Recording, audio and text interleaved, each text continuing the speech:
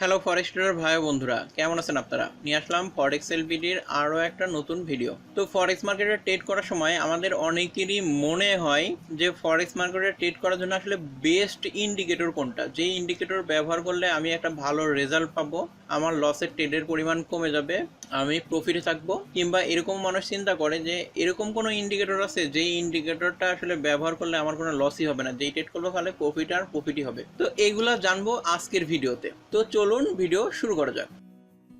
Subscribe করুন ফরেক্স LBD চ্যানেলকে এবং বেল বাটনে চাপ দিন ফরেক্স রিলেটেড ভিডিও সবার আগে পাওয়ার জন্য। Risk warning. তো এই ভিডিওটার জন্য আসলে রিকোয়েস্ট করছিল ওয়ান ক্লিক ভাই, কোন কোন ইন্ডিকেটর বেস্ট। তো আজকে আমরা কোন কোন ইন্ডিকেটর বেস্ট এটা নিয়ে আসলে জানবো। তো ফরেক্স মার্কেটে ট্রেড করার জন্য অনেক ধরনের ইন্ডিকেটর পাওয়া যায়, যে ইন্ডিকেটরের সাহায্যে আমরা আসলে বুঝতে চেষ্টা করি যে মার্কেট কোন দিকে যাবে, উপরে যাবে না নিচে যাবে, বাইরে যাবে না সেলে যাবে।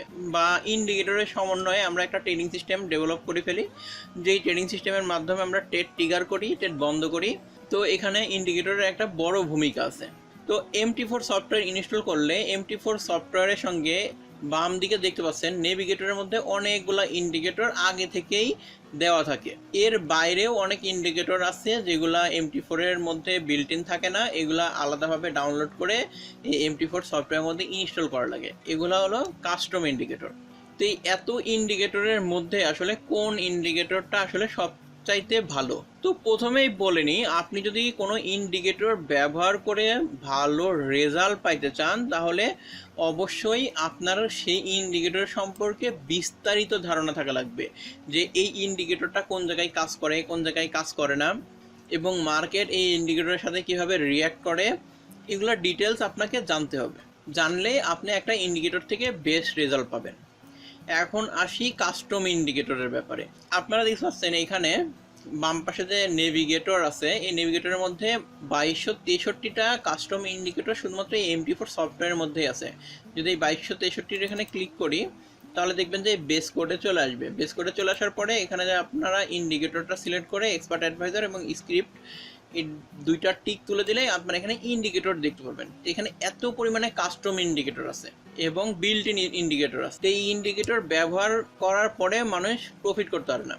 অনেকে আবার ইন্ডিকেটরের সাহায্যে নিজেই একটা ট্রেডিং সিস্টেম বানাইতে চায়। এই বানাইতে চাওয়া আসলে কোনো সমস্যা নাই, কিন্তু সমস্যা হলো সে একটার পর একটা, ধরেন এখানে আমি একটা ইন্ডিকেটর অ্যাড করলাম যে এই ইন্ডিকেটরটা এই কাজে লাগবে, ধরেন এইখানে এসে ইন্ডিকেটর অ্যাড করলাম, আইসিমুকু ইন্ডিকেটর অ্যাড করলাম, তারপরে প্যারাবোলিক সার অ্যাড করলাম, RSI অ্যাড করলাম, জিগজ্যাগ অ্যাড করলাম।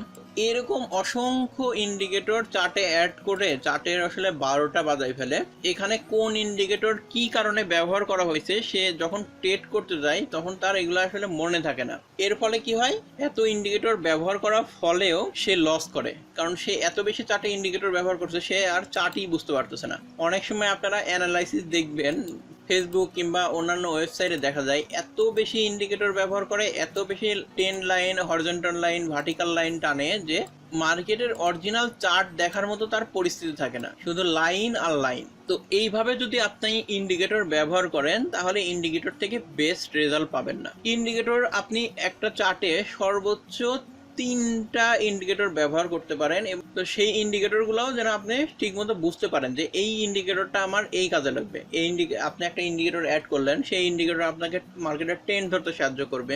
আর একটা ইন্ডিকেটর ব্যবহার করলেন, সেই মার্কেটে আপনাকে টেক প্রফিট, স্টপ লস সম্পর্কে ক্লিয়ার ধারণা দিবে, যেরকম সাপোর্ট রেজিস্ট্যান্স ইন্ডিকেটর আপনি ব্যবহার করতে পারেন। তারপরে RSI কিংবা MACD ইন্ডিকেটর আপনি অ্যাড করতে পারেন যে মার্কেটে আপনার সেকেন্ড কনফার্মেশনের জন্য। এরকম 2-3টা ইন্ডিকেটরের সাহায্যে আপনি ট্রেড করতে পারেন। বেশি ইন্ডিকেটর আপনি ব্যবহার করে ফেলেন তাহলে দেখবেন যে আপনি ওখান থেকে বেস্ট রেজাল্ট পাচ্ছেন না। তো এখন MT4 এ যেই ইন্ডিকেটরগুলো পাওয়া যায় সেই ইন্ডিকেটরের মধ্যে আসলে ভালো এবং পপুলার ইন্ডিকেটর কোনগুলা সেই লিস্টটা আমি আপনাদেরকে বলতেছি।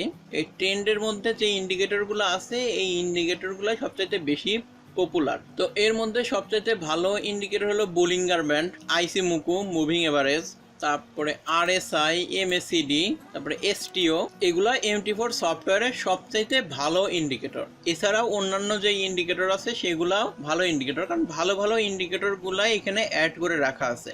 এখন আপনি চিন্তা করেন যে কোনো কাস্টম ইন্ডিকেটর যদি এত ভালো কাজ করে, আবারও বলতেছি এতই ভালো কাজ করে, তাহলে যেই ব্রোকারে আপনি ট্রেড করছেন তাহলে সেই ব্রোকার সেই ইন্ডিকেটরটা কিনে নিয়ে আপনাকে বলতেই পারে আপনি আমার ব্রোকারে ট্রেড করেন, আমি আপনাকে ইন্ডিকেটরটা ফ্রি দিব, এবং এই ব্রোকারের এই অ্যাকাউন্টেই কাজ করবে, অন্য কোনো অ্যাকাউন্টে এটা কাজ করবে না। তো ইন্ডিকেটর, রোবট, এগুলো তো ব্রোকার ইচ্ছা করলেই দিতে পারে।